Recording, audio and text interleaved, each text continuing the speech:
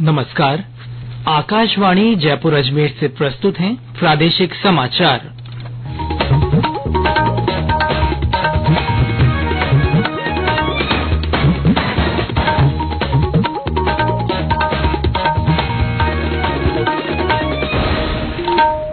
मुख्य समाचार। प्रधानमंत्री नरेंद्र मोदी ने आकाशवाणी के मन की बात कार्यक्रम में अपने विचार साझा किए। कहा, भारत आत्मविश्वास और आत्मनिर्भरता से भरपूर है।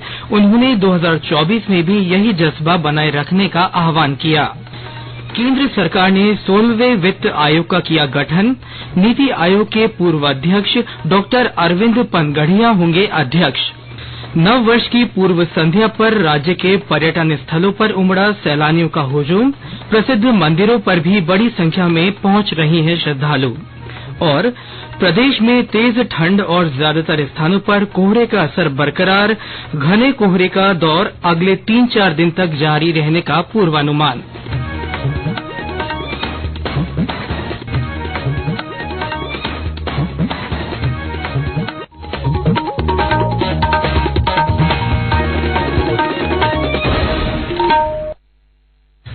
समाचारों के साथ मैं सिद्धार्थ जैन।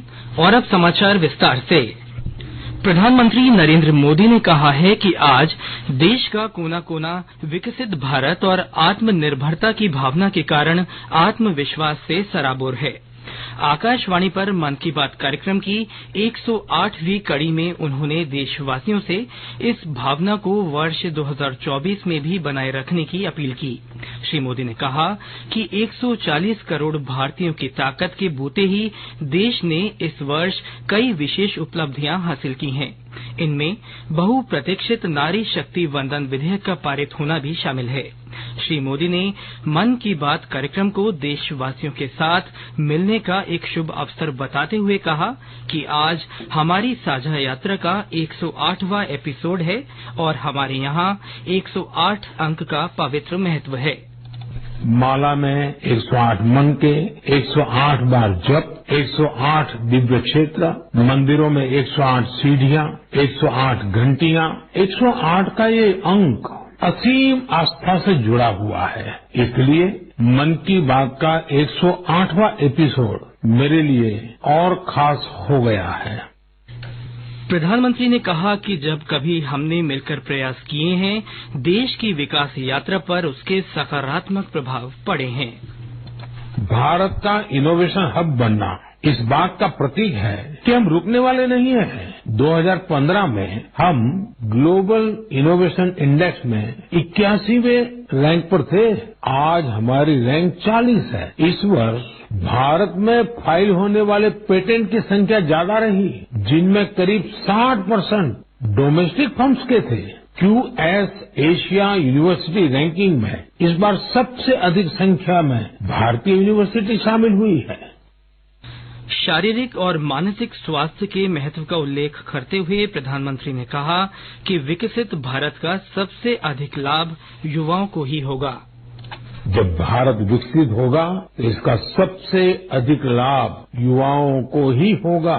लेकिन युवाओं को इसका लाभ तब और ज्यादा मिलेगा जब वो फिट होंगे। इस मन की बात के लिए मैंने आप सभी से फिट इंडिया से जुड़े इनपुट भेजने का आग्रह किया था। आप लोगों ने जो रिस्पांस दिया उसने मुझे उत्साह से भर दिया है। श्री मोदी ने फिट इंडिया के स्वप्न को साकार करने के लिए स्वास्थ्य नवाचार आधारित स्टार्टअप के बारे में लोगों से अपने विचार भेजने का अनुरोध किया। उन्होंने फिटनेस के संबंध में जाने माने लोगों के अनुभव भी साझा किए। इनमें सद्गुरु जग्गी वासुदेव, क्रिकेट खिलाड़ी हरमनप्रीत कौर, शतरंज खिलाड़ी विश्वनाथन आनंद, अभिनेता अक्षय कुमार और युवा स्टार्टअप संस्थापक ऋषभ मल्होत्रा शामिल हैं। प्रधानमंत्री ने कहा कि भारत के प्रयासों से वर्ष 2023 को अंतर्राष्ट्रीय श्री अन्न वर्ष के रूप में मनाया गया। श्री मोदी ने अपने संबोधन में अयोध्या में नवनिर्मित राम मंदिर की प्राण प्रतिष्ठा के साक्षी बनने और इस आयोजन से जुड़े नए गीतों को लेकर भी अपनी भावनाएं साझा की। उन्होंने देशवासियों से कॉमन हैशटैग श्री राम भजन के जरिए अपनी रचनाओं को सोशल मीडिया पर शेयर करने का भी अनुरोध किया। मन की बात कार्यक्रम को लेकर प्रदेश में भी खासा उत्साह नजर आया। मुख्यमंत्री भजनलाल शर्मा ने अपने निवास पर प्रधानमंत्री नरेंद्र मोदी के मन की बात कार्यक्रम को सुना। श्री शर्मा ने कहा कि यह कार्यक्रम सदैव ही प्रेरक और सकारात्मकता को बढ़ावा देने वाला होता है। इस अवसर पर सांसद भागीरथ चौधरी, मंत्री गजेंद्र सिंह खीवसर, मदन दिलावर, ओटाराम देवासी और अतिरिक्त मुख्य सचिव अभय कुमार भी मौजूद रहे। वहीं भाजपा प्रदेश अध्यक्ष सीपी जोशी ने गांधीनगर स्थित अपने आवास पर राज्य सरकार के कई मंत्रियों, भाजपा पदाधिकारियों और कार्यकर्ताओं के साथ मन की बात कार्यक्रम को सुना। भीलवाड़ा में सांसद सुभाष बहेड़िया ने भाजपा पदाधिकारियों और कार्यकर्ताओं के साथ मन की बात कार्यक्रम को सुना। केंद्र सरकार ने 16वें वित्त आयोग का गठन कर दिया है। नीति आयोग के पूर्वाध्यक्ष डॉक्टर अरविंद पनगड़िया इसके अध्यक्ष होंगे। डॉक्टर पनगड़िया कोलंबिया विश्वविद्यालय के प्रोफेसर हैं। वित्त मंत्रालय ने एक बयान में कहा कि भारतीय प्रशासनिक सेवा के अधिकारी ऋत्विक रंजनम पांडे आयोग के सचिव होंगे। वित्त आयोग केंद्र और राज्यों के बीच शुद्ध कर के वितरण सहित विभिन्न मामलों में सिफारिश करेगा। यह राज्य में पंचायतों और नगरपालिकाओं के संसाधनों के अनुपूरण के लिए राज्य की समेकित निधि बढ़ाने के लिए आवश्यक उपायों के भी सुझाव देगा। डॉक्टर पनगड़िया मूलतः राजस्थान के निवासी हैं। इनकी प्रारंभिक शिक्षा भी राजस्थान में हुई है। ये समाचार आकाशवाणी जयपुर अजमेर से प्रसारित किए जा रहे हैं। नए साल के आगमन का काउंटडाउन शुरू होने के साथ ही प्रदेश भर में उल्लास और उमंग का माहौल है। लोग नए साल के स्वागत की तैयारियों में जुटे हुए हैं। राजधानी जयपुर, उदयपुर, माउंट आबू, रणथंभौर, जैसलमेर सहित सभी पर्यटन स्थलों पर बड़ी संख्या में देशी विदेशी सैलानियों का आना जारी है। सिरोही जिले के प्रसिद्ध पर्वतीय पर्यटन स्थल माउंट आबू में भी पर्यटकों का हुजूम उमड़ रहा है। और ब्यौरा हमारे संवाददाता से।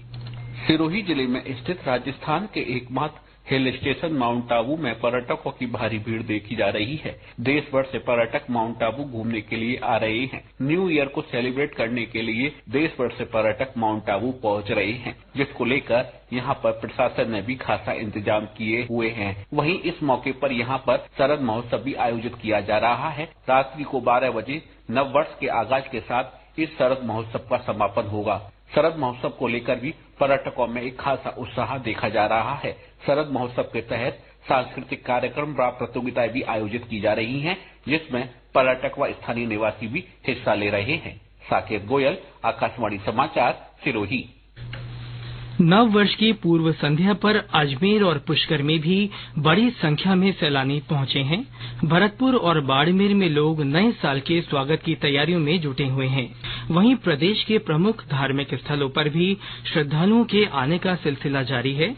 चूरू जिले के सालासर बालाजी धाम पर श्रद्धालु पहुंच रहे हैं। इसको लेकर प्रशासन और मंदिर प्रबंधन ने विशेष व्यवस्थाएं की हैं। पुलिस ने लोगों से नशे में वाहन नहीं चलाने और हुड़दंग नहीं करने की अपील की है। राज्यपाल कलराज मिश्र और विधानसभा अध्यक्ष वासुदेव देवनानी ने नव वर्ष की पूर्व संध्या पर आगामी वर्ष 2024 को लेकर शुभकामनाएं दी हैं। केंद्रीय मंत्री पीयूष गोयल आज राजसमंद जिले के नाथद्वारा पहुंचे। उन्होंने श्री नाथ जी मंदिर में पहुंचकर राजभोग झांकी के दर्शन कर देश की खुशहाली की कामना की। श्री गोयल ने बताया कि बीते वर्षों की उपलब्धियां और आगामी 2024 और आने वाले वर्षों में देश नए कीर्तिमान स्थापित करते हुए विश्व गुरु और विश्व शक्ति बने। इसी कामना को लेकर वे श्रीजी के दर्शन करने आए हैं। श्री गोयल ने श्रीनाथ जी मंदिर में चल रहे जीर्णोद्धार कार्य का भी अवलोकन किया। वहीं राज्य मंत्रिमंडल में कैबिनेट मंत्री के रूप में शामिल होने के बाद डॉक्टर किरोड़ी लाल मीणा आज दौसा जिले के प्रसिद्ध मेहंदीपुर बालाजी मंदिर पहुंचे। डॉक्टर मीणा ने कहा कि सरकार के अच्छे कार्यकाल और प्रदेश की खुशहाली की कामना को लेकर उन्होंने बालाजी से मन्नत मांगी है। मुख्यमंत्री भजनलाल शर्मा ने संत शिरोमणि महर्षि बालीनाथ जयंती के मौके पर उन्हें श्रद्धापूर्वक याद किया है। उप मुख्यमंत्री डॉक्टर प्रेमचंद बैरवा ने आज अपने बूंदी दौरे के दौरान महर्षि बालीनाथ जयंती के कार्यक्रम में भाग लिया। इस मौके पर श्री बैरवा ने सर्किट हाउस में जनसुनवाई भी की। और अब मौसम। प्रदेश में तेज ठंड और ज्यादातर स्थानों पर कोहरे का असर बरकरार है। टोंक सहित विभिन्न जिलों में दिन भर ठंडी हवा चलने से सर्दी और गलन का एहसास बढ़ गया है। आज सुबह सबसे कम 5 डिग्री सेल्सियस न्यूनतम तापमान सीकर में दर्ज किया गया। प्रसिद्ध पर्वतीय पर्यटन स्थल माउंट आबू में भी तेज सर्दी का असर देखा जा रहा है। पिछले 24 घंटों के दौरान माउंट आबू का न्यूनतम तापमान जमाव बिंदु पर दर्ज किया गया। तेज ठंड के कारण जनजीवन प्रभावित हुआ है। मौसम केंद्र जयपुर के अनुसार राज्य में चल रहे घने कोहरे का दौर अगले 3-4 दिन तक जारी रहने की संभावना है। अगले 2 दिन प्रदेश के उत्तरी भागों में कहीं कहीं अति घना कोहरा भी छाया रह सकता है। घने कोहरे के प्रभाव से दिन का अधिकतम तापमान औसत से 3 से 6 डिग्री सेल्सियस तक नीचे दर्ज होने की संभावना है। राज्य में अगले 5-6 दिन मौसम शुष्क रहने का पूर्वानुमान है। और अब एक विशेष सूचना। क्षेत्रीय समाचार एकांश आकाशवाणी जयपुर जिला अजमेर, जैसलमेर, प्रतापगढ़, पाली, अनूपगढ़, बालोतरा, ब्यावर, डीग, डिडवाना, कुचामन, दूदू, बहरोड़, खैरथल, तिजारा, नीमकाथाना, फलौदी, सलुम्बर, सांचौर, शाहपुरा, जयपुर शहर और जयपुर ग्रामीण के लिए अंशकालिक संवाददाताओं पीटीसी के चयन के लिए आवेदन जमा कराने की आखिरी तारीख 20 जनवरी 2024 कर दी गई है। इच्छुक अभ्यर्थी www.newsonair.gov.in पर वैकेंसीज में जाकर आवेदन का प्रारूप प्राप्त कर सकते हैं। अधिक विवरण के लिए वेबसाइट पर पीटीसी गाइडलाइंस अवश्य देखें। पहले आवेदन कर चुके आवेदकों को दोबारा आवेदन करने की आवश्यकता नहीं है। और अंत में मुख्य समाचार एक बार फिर।